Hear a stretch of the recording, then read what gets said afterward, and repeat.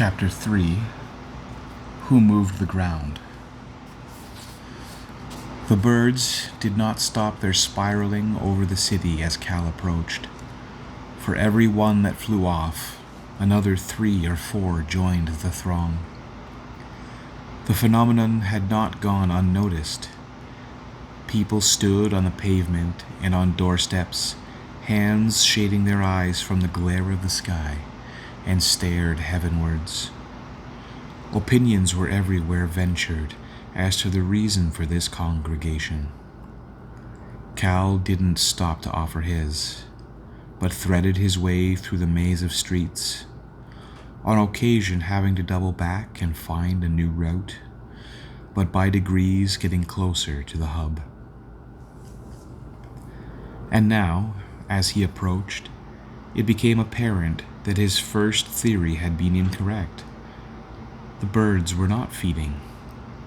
There was no swooping nor squabbling over a 6-legged crumb, nor any sign in the lower air of the insect life that might have attracted these numbers. The birds were simply circling.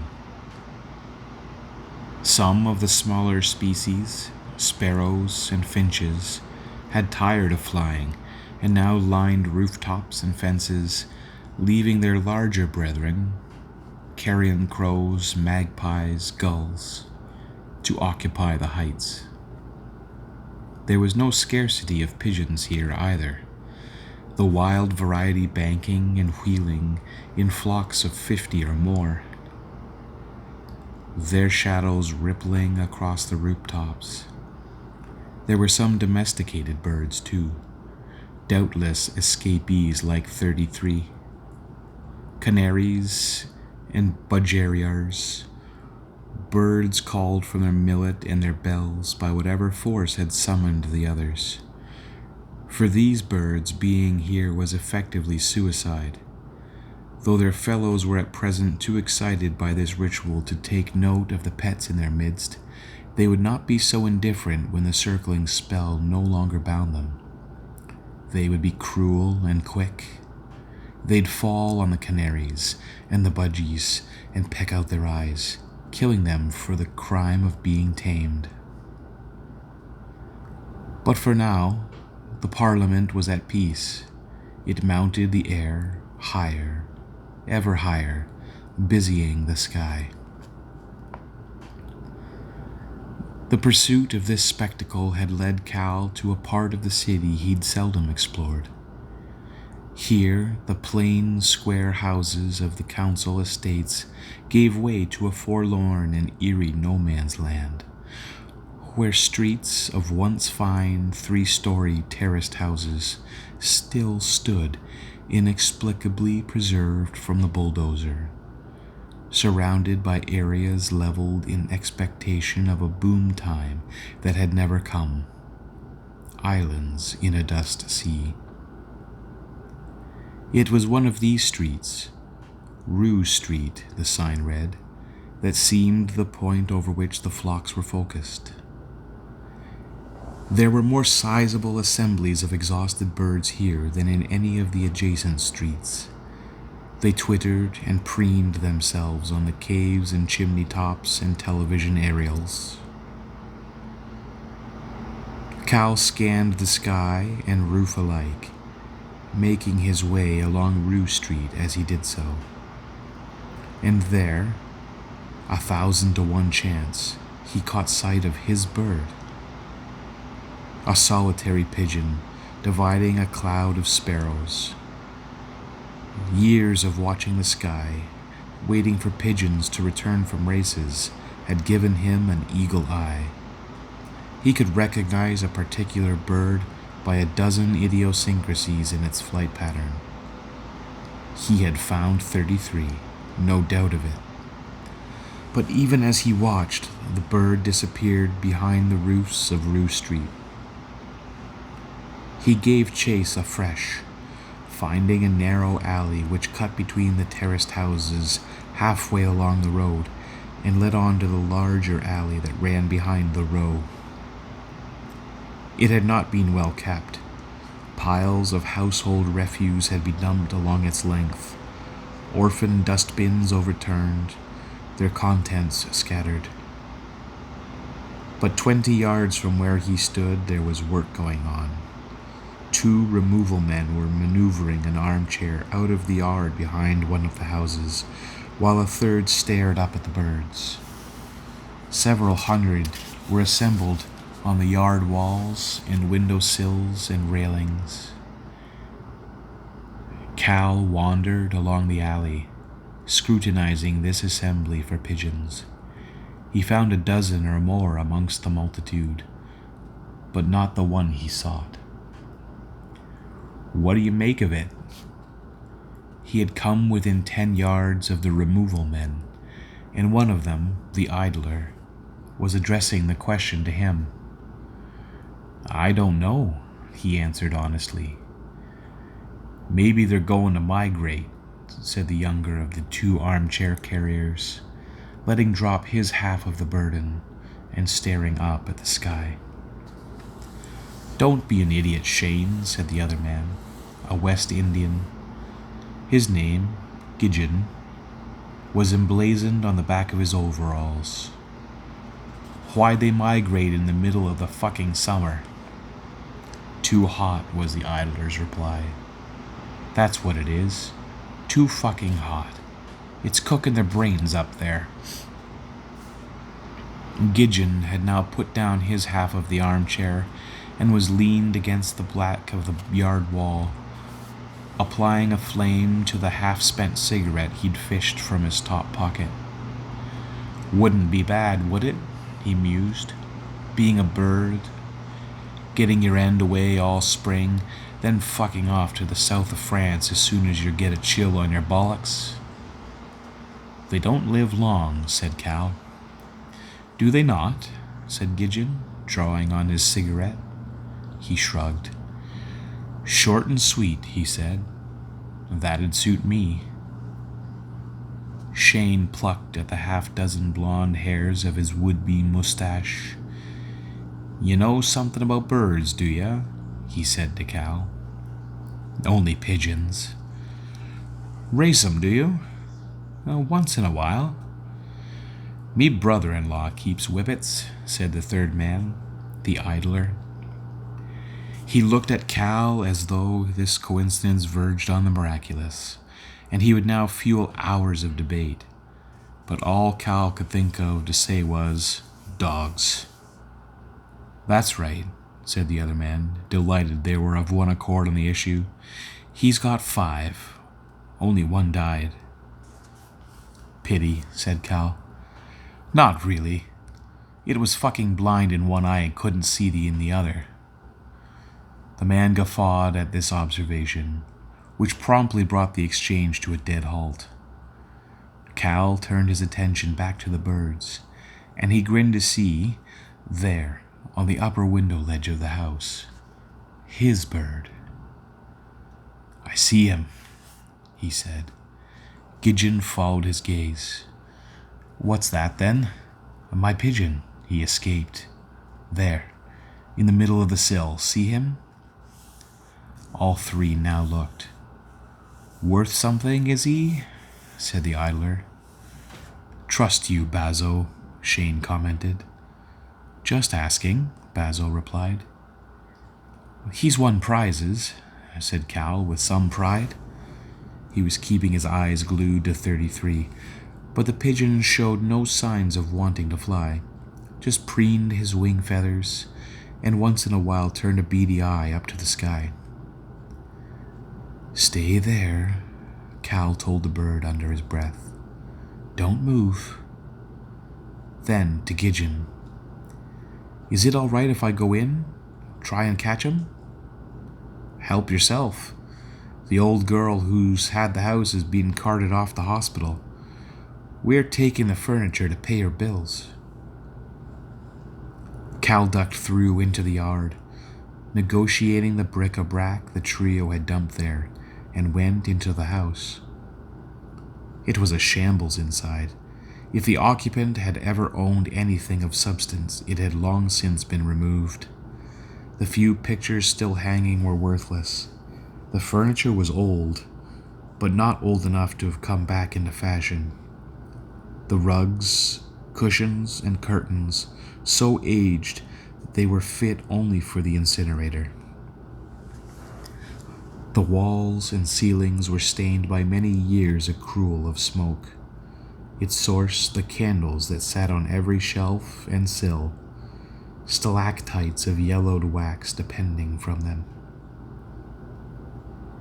He made his way through the warren of poky, dark rooms and into the hallway.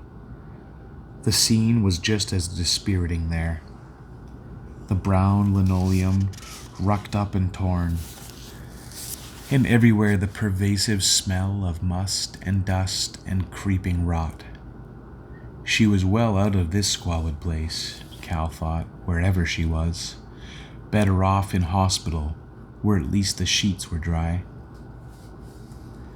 He began to climb the stairs. It was a curious sensation, ascending into the murk of the upper story, becoming blinder stair by stair, with the sound of birds scurrying across the slates above his skull, and beyond that the muted cries of gull and crow. Though it was no doubt self-deception, he seemed to hear their voices circling, as though this very place were the center of their attentions. An image appeared in his head of a photograph from National Geographical, a study of stars taken with a slow-release camera, the pinpoint lights describing circles as they moved or appeared to move across the sky, with the pole star, the nail of heaven, steady in their midst. The wheeling sound and the picture it evoked began to dizzy him. He suddenly felt weak, even afraid. This was no time for such frailties, he chided himself. He had to claim the bird before it flew off again. He picked up his pace. At the top of the stairs, he maneuvered past several items of bedroom furniture and opened one of the several doors that he was presented with. The room he had chosen was adjacent to the one whose sill 33 occupied. Sun streamed through the curtainless window. The stale heat brought fresh sweat to his brow. The room had been emptied of furniture, the only souvenir of occupancy a calendar for the year 1961. On it, a photograph of a lion beneath a tree, its shaggy, monolithic head laid on vast paws, its gaze contemplative. Cal went out onto the landing again, selected another door, and was this time delivered into the right room. There, beyond the grimy glass, was the pigeon. Now it was all a question of tactics. He had to be careful not to startle the bird. He approached the window cautiously. On the sun-drenched sill, 33 cocked its head and blinked its eye, but made no move.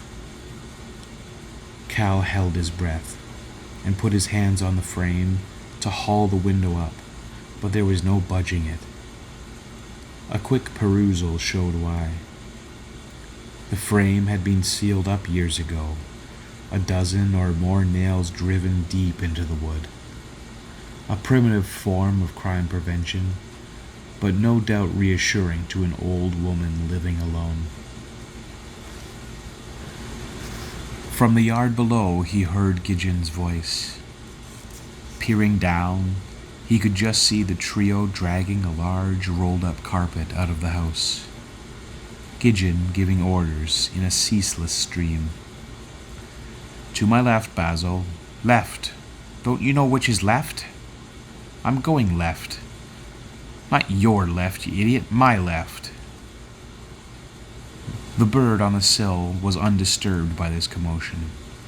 It seemed quite happy on its perch. Cal headed back downstairs, deciding as he went that the only option remaining was to climb up onto the yard wall and see if he couldn't coax the bird down from there. He cursed himself for not having brought a pocketful of grain. Coos and sweet words would just have to do. By the time he stepped out into the heat of the yard once more, the removal men had successfully manhandled the carpet out of the house and were taking a rest after their exertions. "No luck?" said Shane, seeing Cal emerge. "The window won't budge. I'll have to try from down here." He caught a deprecating look from Bazo. "You'll never reach the bugger from here," the man said, scratching the expanse of beer gut that gleamed between t-shirt and belt. "I'll try from the wall," said Cal. "Watch yourself," Gideon said. "Thanks. You could break your back." Using pits in the crumbling mortar for footholds, Cal hauled himself up onto the 8-foot wall that divided this yard from its neighbor. The sun was hot on his neck and the top of his head, and something of the giddiness he'd experienced climbing the stairs returned. He straddled the wall as though it were a horse until he got used to the height, though the perch was the width of a brick and offered ample enough walking space. Heights and he had never been happy companions. "Looks like it's been a nice piece of handiwork," said Gideon, in the yard below. Cal glanced down to see that the West Indian was now on his haunches beside the carpet, which he'd rolled out far enough to expose an elaborately woven border. Bazo wandered over to where Gideon crouched and scrutinized the property. He was balding, Cal could see, his hair scrupulously pasted down with oil to conceal the spot. "Pity it's not in better nick," said Shane. "Hold your horses," said Bazo. "Let's have a better look." Cal returned his attention to the problem of standing upright. At least the carpet would divert his audience for a few moments. Long enough, he prayed, for him to get to his feet. There was no breath of wind here to alleviate the fury of the sun. He could feel sweat trickle down his torso and glue his underwear to his buttocks. Gingerly, he started to stand, bringing one leg up to a kneeling position, both hands clinging to the brick like a grim death. From below, there were murmurs of approval as more of the carpet was exposed to light. "Look at the work in that," said Gideon. "Are you thinking what I'm thinking?" said Bazo, his voice lowered. "I don't know until you tell me," came Gideon's reply. "What say we take it down to Gilchrist's? We might get a price for this." "The chief'll know it's gone," Shane protested. "Keep it down," said Basil, quietly reminding his companions of Cal's presence. In fact, Cal was far too concerned with his inept tightrope act to bother himself with their petty theft. He had finally got the soles of both feet up and on top of the wall, and he was about to try standing up. In the yard, the conversation went on. "Take that far end, Shane. Let's have a look at that whole thing." "Do you think it's Persian?" "Haven't a fucking clue." Very slowly, Cal stood upright, his arms extended at 90 degrees from his body. Feeling as stable as he was ever going to feel, he chanced a quick look up at the windowsill. The bird was still there. From below, he heard the sound of the carpet being unrolled further, the men's grunts punctuated with words of admiration. Ignoring their presence as best he could, he took his first faltering step along the wall. "Hey there," he murmured to the escapee. "Remember me?" 33 took no notice. Cal advanced, a second trembling step, and a third, his confidence growing He was getting the trick of this balancing business now. "Come on down," he coaxed, a prosaic Romeo. The bird finally seemed to recognize his owner's voice and cocked his head in Cal's direction. "Here, boy," Cal said, tentatively raising his hand towards the window as he risked another step. At that instant, either his foot slipped or the brick gave way beneath his heel. He heard himself loose a yell of alarm, which panicked the birds lining the sill. They were up and off, their wing beats ironic applause, as he flailed on the wall. His panicked gaze went first to his feet, then to the yard below. No, not the yard. That had disappeared. It was the carpet he saw. It had been entirely unrolled, and it filled the yard from wall to wall.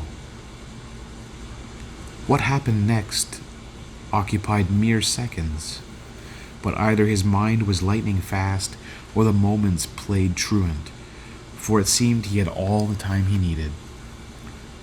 Time to appreciate the startling intricacy of the design laid out beneath him. An awesome proliferation of exquisitely executed detail. Age had bled brightness from the colors of the weave, mellowing vermilion to rose and cobalt to a chalky blue, and here and there the carpet had become threadbare. But from where Cal teetered, the effect was still overwhelming. Every inch of the carpet was worked with motifs. Even the border brimmed with designs, all subtly different from their neighbors. The effect was not over busy. Every detail was clear to Cal's feasting eyes. In one place, a dozen motifs congregated as if banded together.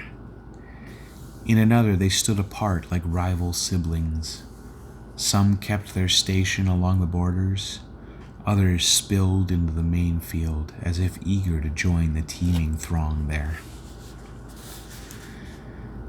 In the field itself, ribbons of color described arabesques across a background of sultry browns and greens, forms that were pure abstraction, bright jottings from some wild man's diary, jostling with stylized flora and fauna.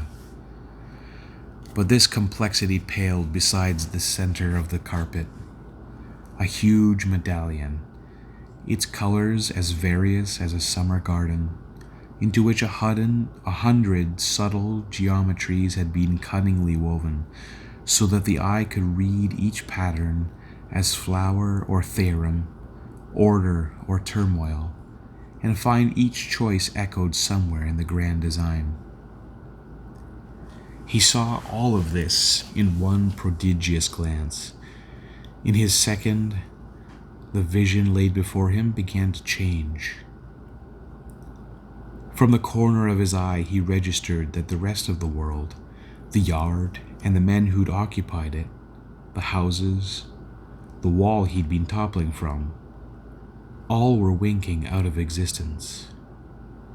Suddenly, he was hanging in the air, the carpet vaster by the moment beneath him, in its glorious configurations, filling his head. The design was shifting, he saw.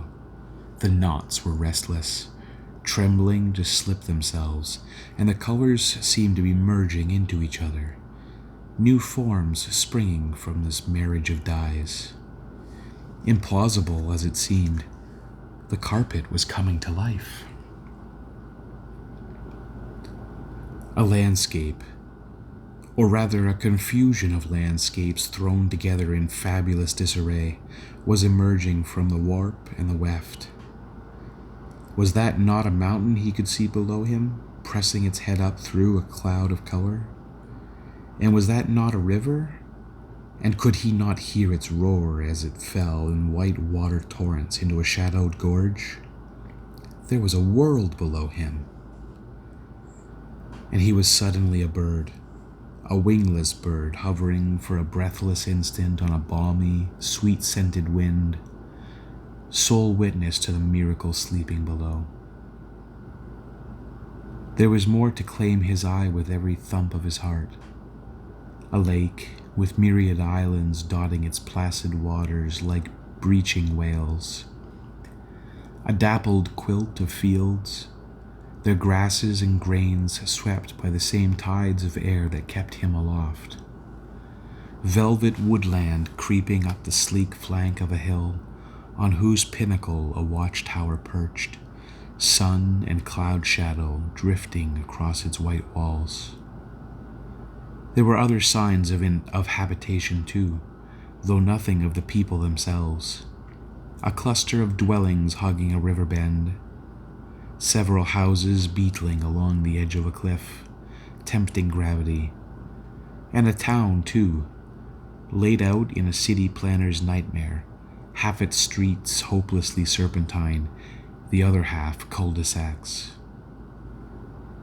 The same casual indifference to organization was evident everywhere he saw. Zones temperate and intemperate, fruitful and barren, were thrown together in defiance of all laws, geological or climactic, as if by a god whose taste was for contradiction. How fine it would be to walk there, he thought, with so much variety pressed into so little space, not knowing whether turning the next corner would bring ice or fire. Such complexity was beyond the wit of a cartographer. To be there, in that world, would be to live a perpetual adventure.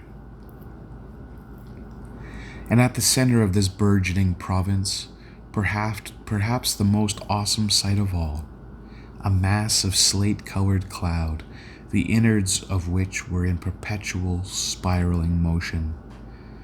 The sight reminded him of the birds wheeling above the house on Rouge Street, an echo of this greater wheel. At the thought of them, in the place he'd left behind, he heard their voices, and in that moment, the wind that had swept up from the world below, keeping him aloft, faltered. He felt the horror in his stomach first, and then his bowels. He was going to fall. The tumult of the birds grew louder, crowing their delight at his descent. He, the usurper of their element, he who had snatched a glimpse of a miracle, would now be dashed to death upon it. He started to yell, but the speed of his fall stole the cry from his tongue. The air roared in his ears and tore at his hair. He tried to spread his arms to slow his descent, but the attempt instead threw him head over heels and over again until he no longer knew earth from sky. There was some mercy in this, he dimly thought. At least he'd be blind to death's proximity, just tumbling and tumbling until the world went out. He fell through a darkness unrelieved by stars, the birds still loud in his ears, and hit the ground hard. It hurt, and went on hurting, which struck him as odd. Oblivion, he'd always assumed, would be a painless condition, and soundless too. But there were voices. "Say something," one of them demanded. "If it's only goodbye." There was laughter now. He opened his eyes a hair's breadth. The sun was blindingly bright until Gideon's bulk eclipsed it. "Have you broken anything?" the man wanted to know. Cal opened his eyes a fraction wider. "Say something, man." He raised his head a few inches and looked about him. He was lying in the yard, on the carpet. What happened? "You fell off the wall," said Shane. "Must have missed your footing." "Fell," Cal said, pulling himself up into a sitting position. He felt nauseous. "Don't think you've done much damage," said Gideon. "A few scrapes, that's all." Cal looked down at himself, verifying the man's remark. He'd taken skin off his right arm from wrist to elbow, and there was tenderness down his body where he'd hit the ground, but there was no sharp pains. The only real harm was to his dignity, and that was seldom fatal. He got to his feet, wincing, eyes to the ground. The weave was playing dumb. There was no telltale tremor in the rows of knots, no sign that the hidden heights and depths were about to make themselves known, nor was there any sign from the others that they'd seen anything miraculous. To all intents and purposes, the carpet beneath his feet was simply that, a carpet. He hobbled towards the yard gate, offering a muttered thanks to Gidgeon as he stepped out into the alley. Bazo said, "Your bird flew off." Cal gave a small shrug and went on his way. What had he just experienced? An hallucination brought on by too much sun or too little breakfast? If so, it had been startlingly real. He looked up at the birds, still circling overhead. They sensed something untoward here too. That was why they'd gathered. Either that, or they and he were sharing the same delusion. All, in sum, that he could be certain of was his bruising.